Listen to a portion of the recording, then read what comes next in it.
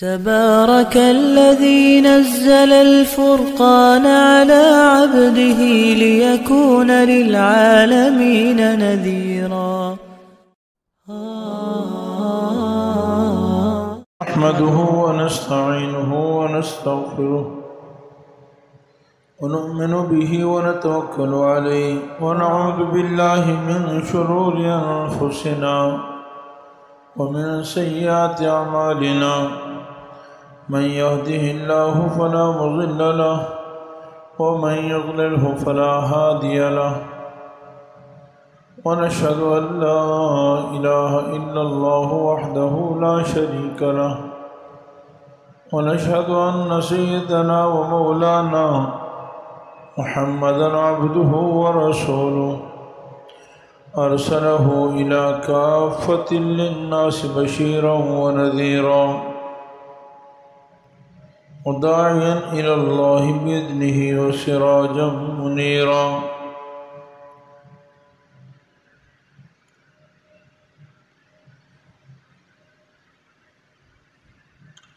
أما بعد فأعوذ بالله من الشيطان الرجيم. بسم الله الرحمن الرحيم. وما أمروا إلا ليعبدوا الله مخلصين له الدين.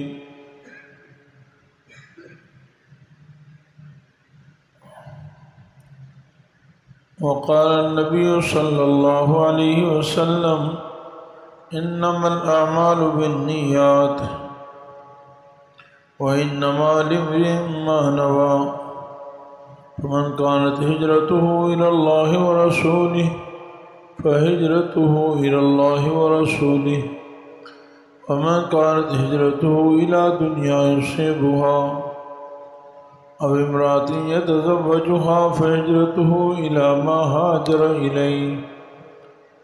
صدق الله ورسوله النبي الحبيب الكريم ونحن على ذلك لمن الشاهدين والشاكرين والحمد لله رب العالمين. درود شریف.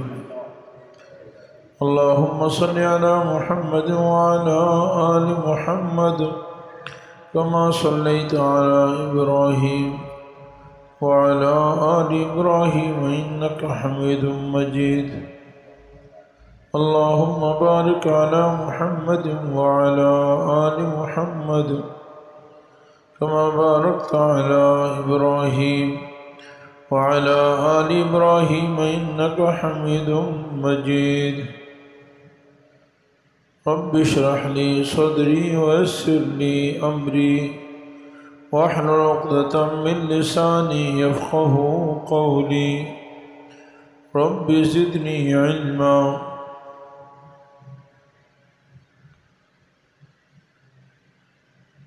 اللہ جل جلالہ عبادت کے لائق ہیں، ساری تعریفیں اسی کے لیے ہیں، وہ ہر عیب و نقص سے پاک ہے، ہمیشہ سے ہے اور ہمیشہ رہے گا. اس کے سوا کوئی عبادت کے لائق نہیں. وہ سب سے بڑے ہیں اور سب سے بے نیاز ہیں. ساری کائنات اللہ تعالیٰ کی محتاج ہے. اس کائنات میں کامیاب شخص وہ ہے جو اللہ تعالیٰ کو راضی کر لے، اور اللہ تعالیٰ راضی ہوتے ہیں اللہ کے احکام نبی کریم صلی اللہ علیہ وسلم کے طریقوں پر ادا کرنے سے.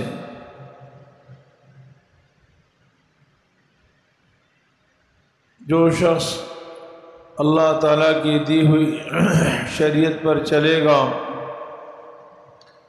خواہ اس کا تعلق عقیدے سے ہو، عبادات سے ہو، معاملات سے ہو، معاشرت سے ہو، تو وہ کامیاب ہوگا، اور جو اسے چھوڑ کر چلے گا وہ ناکام ہوگا.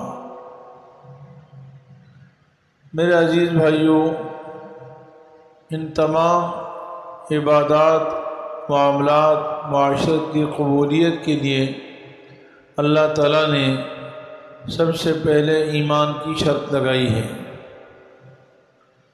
کہ ایمان کے ساتھ جو عمل انسان کرے گا اس کا اجر اللہ تعالیٰ آخرت میں عطا فرمائیں گے۔ بغیر ایمان کے کوئی عمل ہوگا تو اس پر آخرت میں اجر نہیں ملے گا۔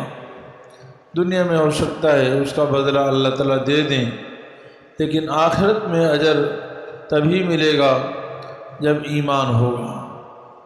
اللہ تعالیٰ ہم سب کو ایمان پر ثابت قدمی عطا فرمائے اور ہر قسم کے شرک سے، کفر سے، بدعات سے، رسومات سے، بے دینی سے اللہ ہم سب کی حفاظت فرمائے، اور تمام اعمال کی قبولیت کے لیے دوسری شرط جو ہے وہ اخلاص ہے۔ کوئی بھی عمل جب اخلاص سے کیا جائے گا تو وہ اللہ تعالیٰ کے ہاں قبول ہوگا، اور اخلاص کے بغیر کوئی عمل کیا جائے گا تو وہ اللہ تعالیٰ کے ہاں قبول نہیں ہوگا۔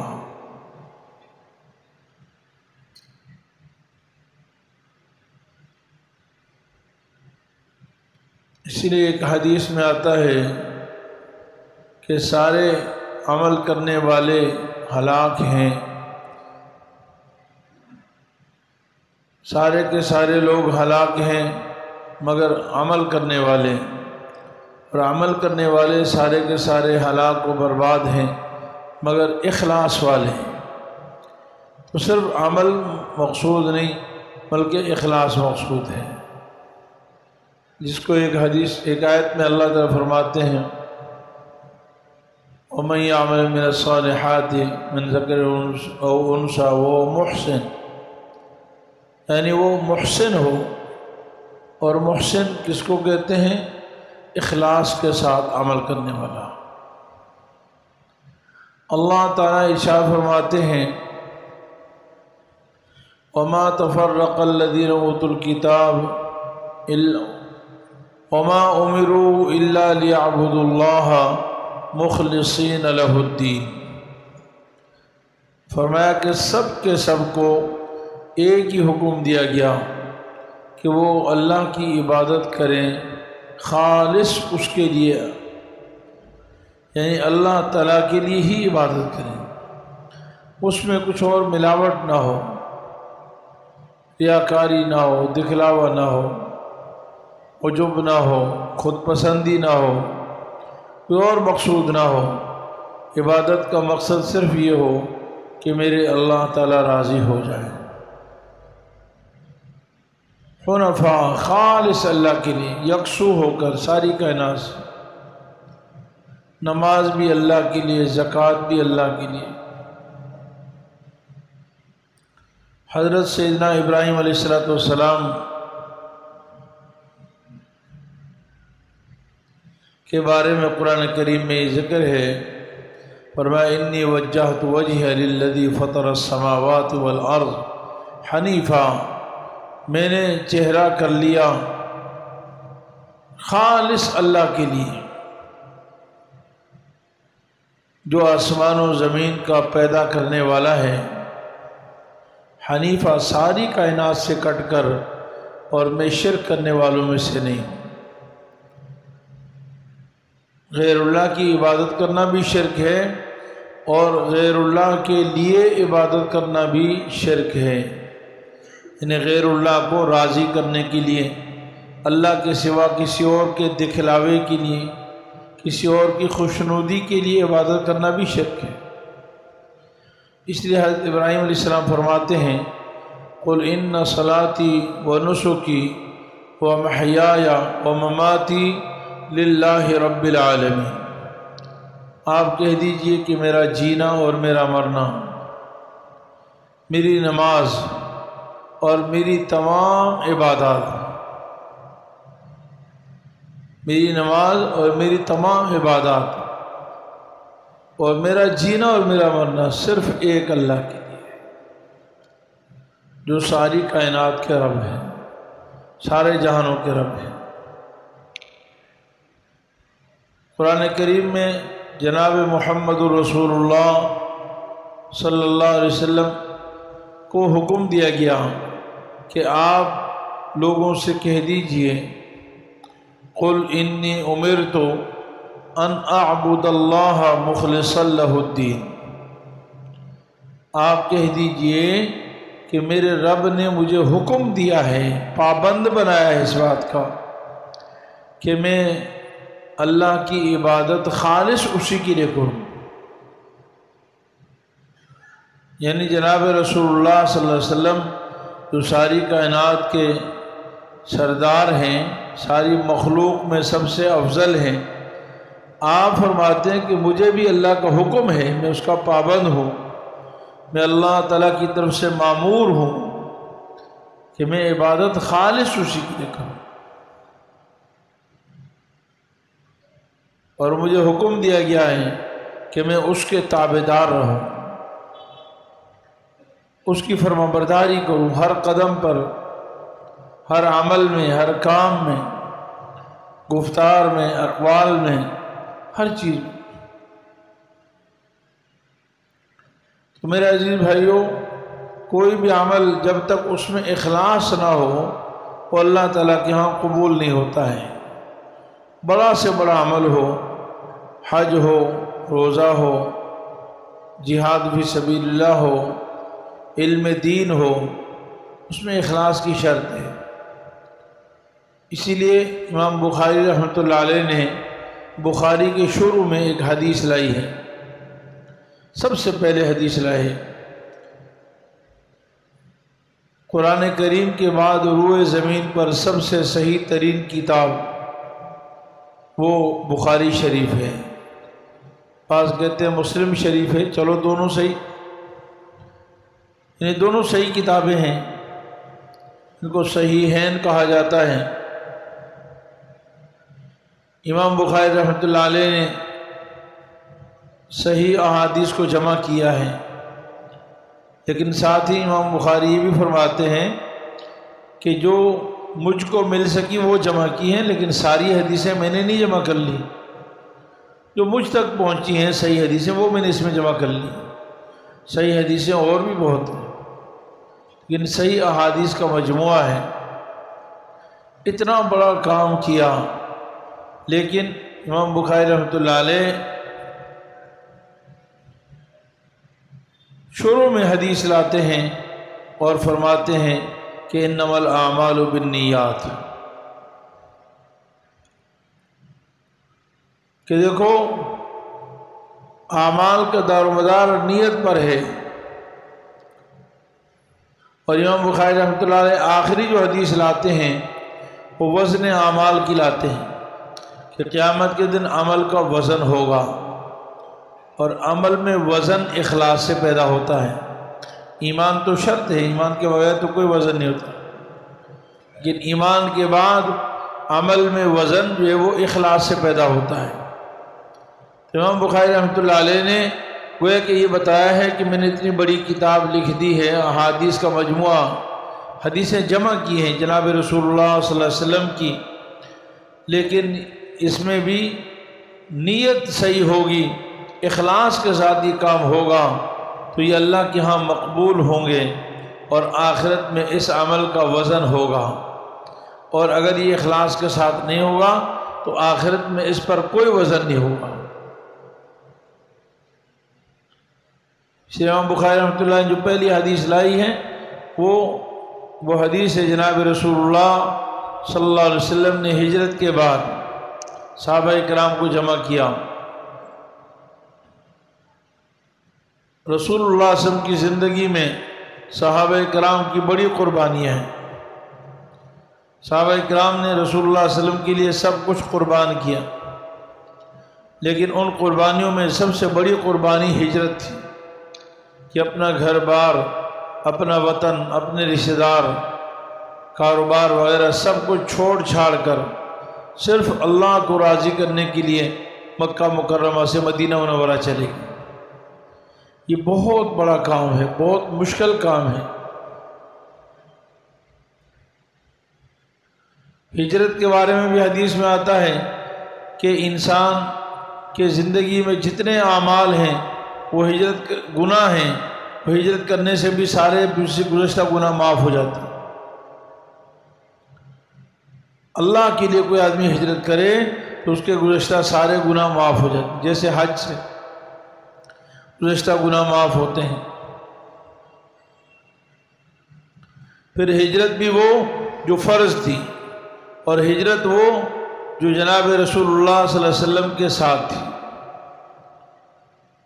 آپ صلی اللہ علیہ وسلم کے ساتھ صحابہ نے جو ہجرت کی، اس کا اجر و ثواب قیامت تک اب کسی اور کو نہیں مل سکتا ہے۔ حضور کی معیت میں، حضور کی اتباع میں ہجرت کرنا یہ کوئی معمولی بات نہیں، بہت بڑی بات ہے۔ آپ صلی اللہ علیہ وسلم کی برکات دیکھیں، نبوت کے انوارات ساتھ ہیں، لیکن آپ صلی اللہ علیہ وسلم بھی فرما رہے ہیں کہ دیکھو میرے ساتھ ہجرت کی، میری معیت میں کی، میری اتباع میں کی۔ ہجرت کا بہت بڑا درجہ ہے، لیکن اس پر بھی ثواب تب ہی ملے گا، اور یہ ہجرت قیامت کے دن اعمال نامے میں وزنی تب ہوگی جب یہ اللہ کے لیے ہوگی۔ اگر اللہ کے لیے نہیں ہے، بھلے حضور صلی اللہ علیہ وسلم کے ساتھ ہجرت کی ہے، اس پر کوئی اجر و ثواب نہیں۔ فرمایا اعمال کا دار و مدار نیت پر ہے۔ بہت سارے لوگ دھوکہ کھا جاتے ہیں اپنے اعمال پر، صدقہ و خیرات پر، حج پر، عمروں پر، یہ ہم نے بڑا کچھ خرچ کر دیا۔ ان سب چیزوں پر اجر تب ملے گا جب اللہ کے لیے ہو، اخلاص سے، نیت سے ہو۔ اس طرح صدقہ کیا جائے کہ دائیں ہاتھ سے کریں تو بائیں ہاتھ کو پتہ نہ چلے، اور آدمی کو وہی ملتا ہے جس کی وہ نیت کرتا ہے۔ اللہ کی رضا کی نیت ہوگی تو اللہ کا اجر ملے گا، اللہ کیا مقبول ہو جائے گا، اور اگر کسی اور مقصد کے لیے نیت ہوگی تو وہی مقصد اس کا حاصل ہو جائے گا۔ اس لیے میرے عزیز بھائیوں، میں اور آپ یہ ارادہ کریں، عزم کریں کہ ہم جو بھی کام کریں خالص اللہ کو راضی کریں۔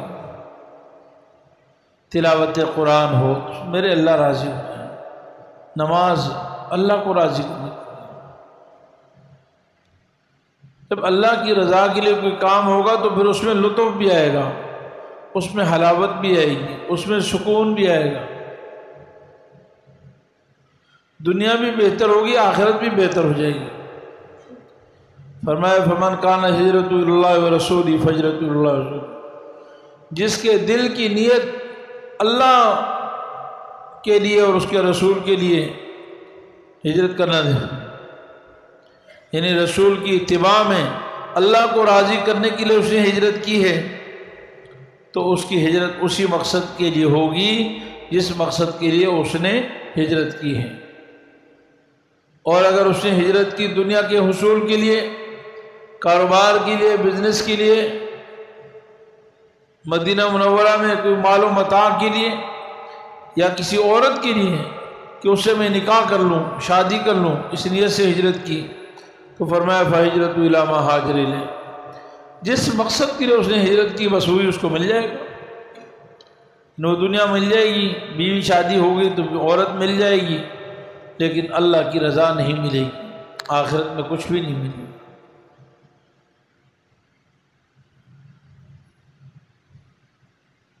آج ہم میں سے بہت سارے لوگ بہت سارے کام صرف دنیا کے لیے کرتے ہیں، یہاں تک کہ فرض نماز تک بھی ہم دنیا کے لیے پڑھتے ہیں، نمازوں کا اہتمام کرتے ہیں، اور پھر کاروبار صحیح نہ ہو تو ہم کہتے ہیں بھائی میں نے تو نمازیں بھی پڑھتا ہوں پھر بھی کام صحیح نہیں ہے، نمازیں بھی پڑھتا ہوں پریشانیاں دور نہیں ہوئی۔ انا للہ کون،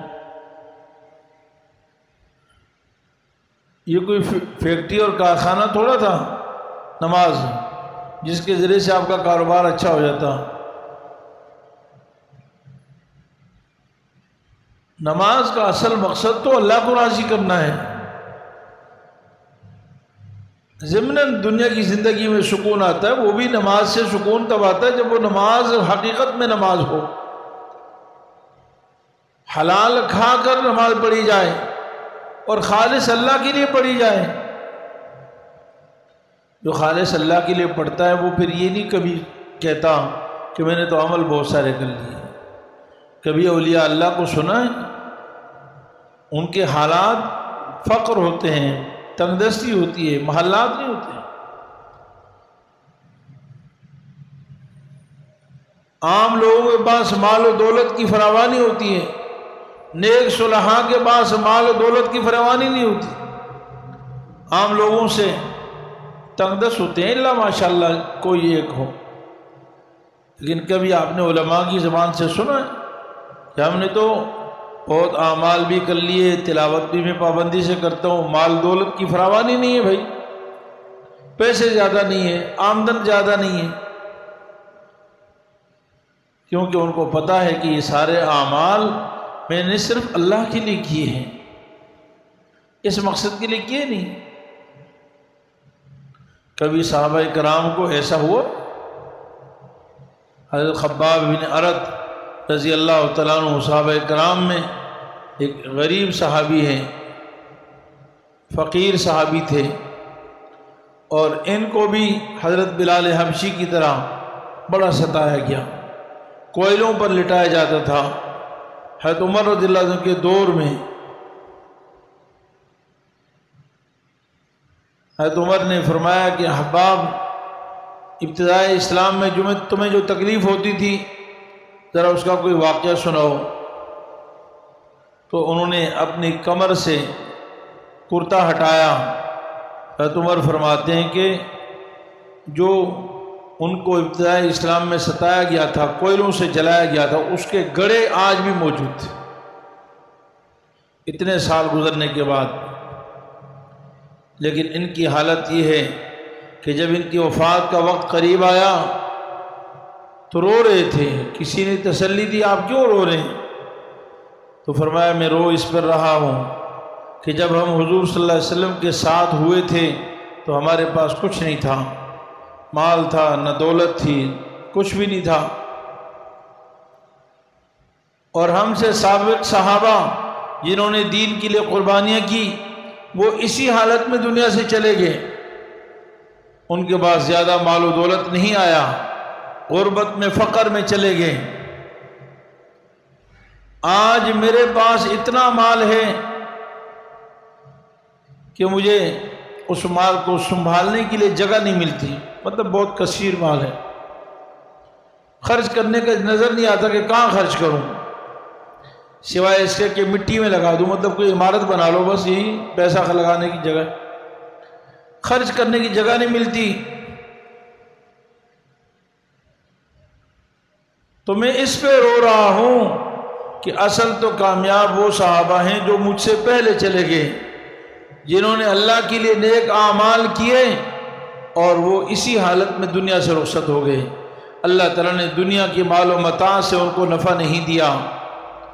مجھے اس بات کا خوف ہے کہ کہیں اللہ مجھ سے ناراض ہوں اور میری محنت، میری جدوجہد، میری مشقت، دین کے لیے میری قربانیوں کا بدلہ کہیں اللہ نے مجھے دنیا میں تو نہیں دے دیا۔ تو میرے عزیز بھائیوں، آج ہمیں اگر نیک اعمال کے بعد مال و دولت کی فراوانی ہو جائے تو ہم خوش ہوتے ہیں، ہم سمجھتے ہیں ہمارے اعمال قبول ہو گئے۔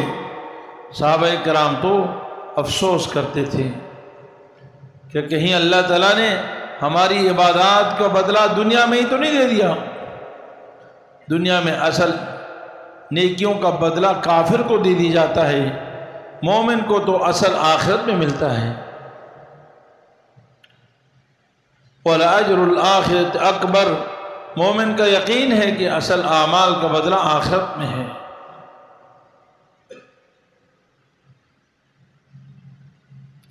کسی اللہ والے سے، کسی عالم سے کسی نے پوچھا،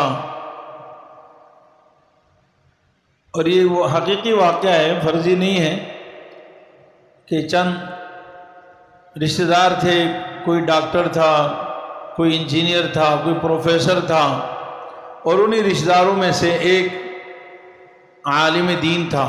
لازمی بات ہے معاشرے میں عالم کی تنخواہ کم ہوتی ہے، اس زمانے میں جب کی بات ہے اس زمانے میں 6-7 ہزار تنخواہ تھی، اور جو انجینئر، ڈاکٹر، پروفیسر، ان کی آمدن مہینے کی کسی کی 70,000 تھی، کسی کی لاکھ تھی، کسی کی 90,000 تھی۔ تو آپس میں گفتگو کر رہے تھے تو ایک دوسرے کو کہہ رہے تھے بھئی آپ کی کتنی آمدن مہینے میں ہو جاتی ہے، سیلری وغیرہ؟ انہوں نے کہا میری 70,000، دوسرے نے کہا میری 90,000، کسی نے کہا 1,00,000۔ کافی پرانی بات ہے۔ وہ جو عالم دین تھے ان کی سیلری ان کے مقابلے میں تو بہت کم تھی، 10واں حصہ بھی نہیں تھی، 6-7 ہزار تنخواہ تھی۔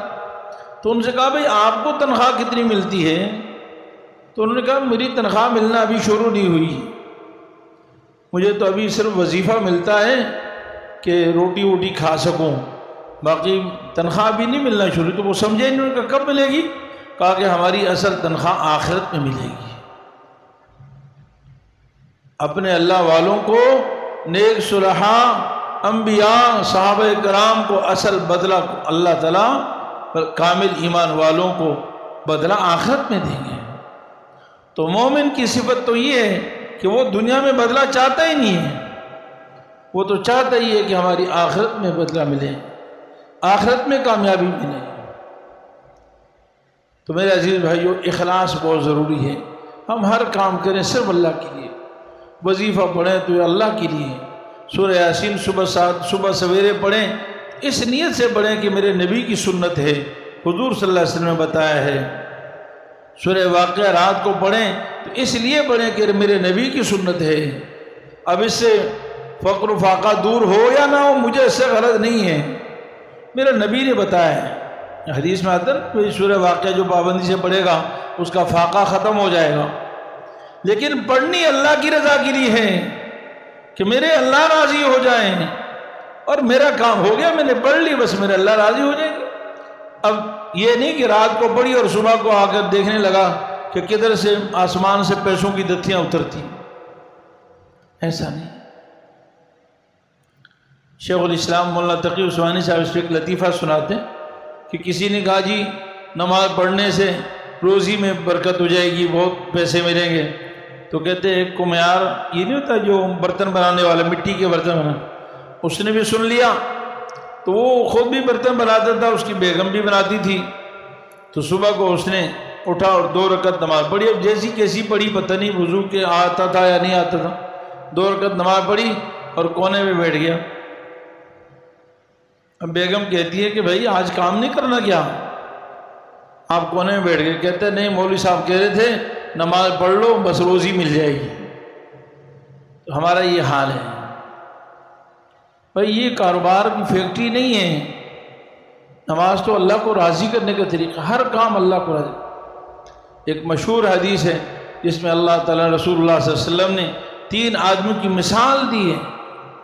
فرمایا قیامت کے دن مجاہد کو بلایا جائے گا، عالم کو بلایا جائے گا، سخی کو بلایا جائے گا۔ یہ دنیا میں بڑے کام ہیں، لیکن یہ 3 ایسے آدمی ہوں گے جنہوں نے اللہ کے لیے کام نہیں کیا ہوگا۔ جہاد سب سے بڑا کام ہے، لیکن اللہ کے لیے نہیں کیا تو اس کو کہا جائے گا جہنم میں ڈال دو اس کو۔ علم دین انبیاء کی وراثت ہے، بہت بڑا کام ہے، لیکن اس نے اللہ کے لیے نہیں کیا ہوگا تو اللہ تعالیٰ فرمائیں گے کہ اس کو بھی جہنم میں ڈال دو۔ سخاوت، اللہ کے راستے میں خرچ کرنا، یہ بہت بڑا کام ہے، اللہ تعالیٰ کو بہت پسند ہے، بہت پسند ہے، لیکن اس نے بہت خرچ کیا لیکن اللہ کے لیے نہیں کیا ہوگا، اللہ تعالیٰ اس کو جہنم میں ڈال دیں گے۔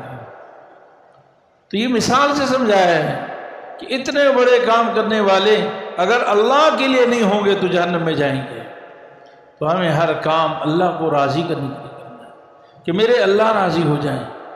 اور میرے عزیز دوستو، سب سے بڑا فائدہ ہی اللہ کی رضا ہے بھائی، باقی دنیا کے تو چھوٹے موٹے فائدے ہیں، میرا فلاں کام ہو جائے فلاں، یہ تو بہت چھوٹا سا فائدہ ہے۔ اگر ہمارے عبادات، ہمارے تلاوت قرآن، ذکر و اذکار، ہماری دعائیں، ان سے اللہ راضی ہو جائیں تو اس سے بڑھ کر کوئی فائدہ ہی نہیں ہے۔ قرآن کریم میں اللہ تعالیٰ فرماتے ہیں وَرِضْوَانٌ مِّنَ اللَّهِ أَكْبَرُ، اللہ کی رضا سب سے بڑی چیز ہے، اللہ کی رضا ساری کائنات سے، اللہ راضی ہو گئے دنیا بھی بن گئی آخرت بھی بن گئی، اللہ راضی ہو گئے تو جنت مل جائے گی، جنت اللہ کی رضا کا مظہر ہے۔ اللہ تعالیٰ اپنے فضل و کرم سے ہمیں اخلاص نصیب فرمائے اور ہر کام اللہ کو راضی کرنے کے لیے نصیب فرمائے، اور اللہ تعالیٰ ہم سے راضی ہو۔ وآخر دعوانا الحمدللہ۔ مفتی صاحب کے YouTube چینل کو سبسکرائب کیجئے اور ان کے تازہ بیانات کے ذریعے اپنی علمی، اصلاحی اور فکری آبیاری کرتے رہیے۔ جزاکم اللہ۔